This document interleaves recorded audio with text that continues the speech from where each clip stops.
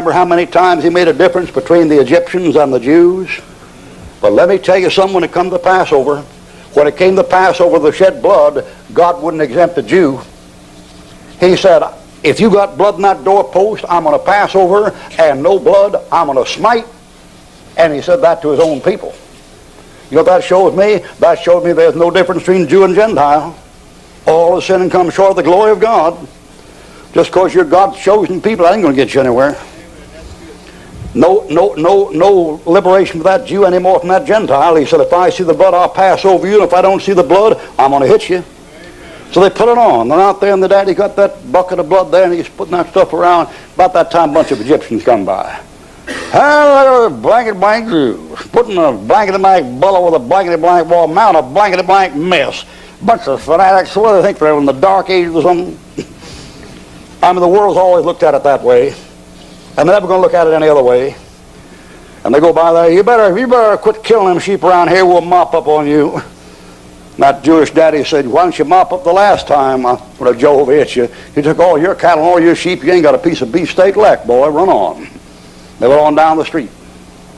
They did what God told them to do. They put that blood on the door. Have you applied the blood? Is your family safe? Is your family covered? Have you been to Jesus for the cleansing power? Are you washed in the blood of the Lamb? Sounds old-fashioned, don't it? It is old-fashioned. There ain't nothing new about me. If I started, it's not because I'm new, it's because I'm old. If I started, it's not because I'm something fresh out of the 20th century. I'm something fresh out of about the 15th century or something back in there. This is an old story. Have you been to Jesus for the cleansing power? Are you washed in the blood of the Lamb? Are you fully trusting in His grace this hour? Are you washed in the blood of the Lamb? And they went in the house that night. Let's take a look into Egyptian house, or a house of the Hebrews. Let's take a look in there about 10 o'clock at night. You look in this first house here, and you look in this first house here. Here's the family all sitting around waiting to travel. You know, the Lord said after midnight you'd have your loins girded, your shoes in your feet, and your staff in your hand, get ready to go. And the old man's pacing up down the floor like a caged tiger. And after a while, his wife, she was sitting and knitting, you know. And after a while, she says, will you sit down? And he says, I can't help it. I can't. I'm worried. He's pacing up down that thing, go up down that floor, you know, and puffing on his Egyptian cigar. He says, I just don't know if it'll work. I don't think it'll work. I just can't. She says, well, God told you if you put the blood in the door, He'd pass over. Yeah, I know you said that. Well, you believe God, don't you? Oh, yeah, sure, I believe God, but I just don't know. I mean, do you have to be baptized? I mean, where did Cain get his wife? Or how did all the animals get in the ark? Or how you know it's the original? I mean, maybe he didn't have the original manuscripts. I mean, his wife said, well, you quit acting so silly. Said, Moses said it would work. You never caught Moses lying about a thing like that yet. What makes you think he lied? Now, I don't know. I just don't think it's going to work. You look at another house there, and the family's all sitting around there real quiet and rested and relaxed, waiting to go out. And Daddy's over there reading the Daily Egyptian, and long about 11 o'clock at night, his boy says, Daddy, can I borrow the camel? I got a date down at the pyramid tonight. And the old man says, nope, not tonight. The boy says, but Daddy, not tonight. But Daddy, listen, son, God said if anybody went out the house before morning, they'd die. You're staying in. But that's it. And blessed is the boy who has an old man like that. Keep him from getting killed.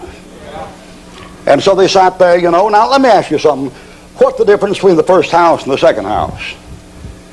There's no difference except one fellow believed what God said and the other one doesn't. They're both safe. If you put the blood in the door, you're safe. Now, you can worry yourself to death about it, or you can relax and believe it, but you're safe either way.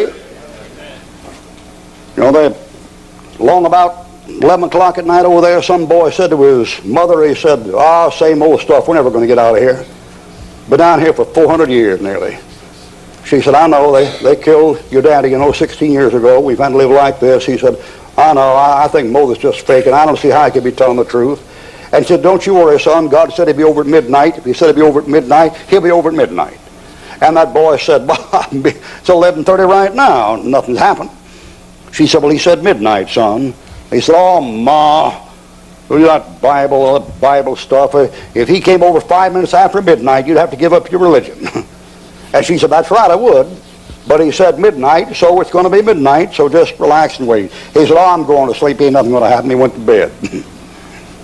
But along about 11:45, nothing happened. In about 10 minutes, come along about 10 minutes till midnight, nothing happened. About that time, a bunch of drunken Egyptians came down the street singing the Sweet Cleopatra, you know, or How Dry I Am, or something or other. And they came singing along there, you know, and look at those blankety blank Jews, you know. They got a blankety blank blood all over the place, you know. And 11:52 it hadn't happened. At 11:53 it hadn't happened. 11:54. 11:55. 11:56. Nothing happened. That fellow, young fellow, been awake, he'd have thought his mother was, you know, putting her faith in nothing, you know, and told her she had the wrong translation or something. 11:58, nothing happened. 11:59, nothing happened. Look at verse 29, 29 and 30. It came to pass at midnight, the Lord smote all the firstborn in the land of Egypt, from the firstborn of Pharaoh that sat upon the throne, the firstborn of the captive in the dungeon, and there arose a great cry in all the land of Egypt, for there was not a house, for there was not one dead. A little bit later, you find out the number that were killed, and there were 22,273 of those people killed. 22,273. They rose up there, and all the weeping and the wailing and the crying and the screaming, and mothers running into the nursery there and crying out to God for help, and no use.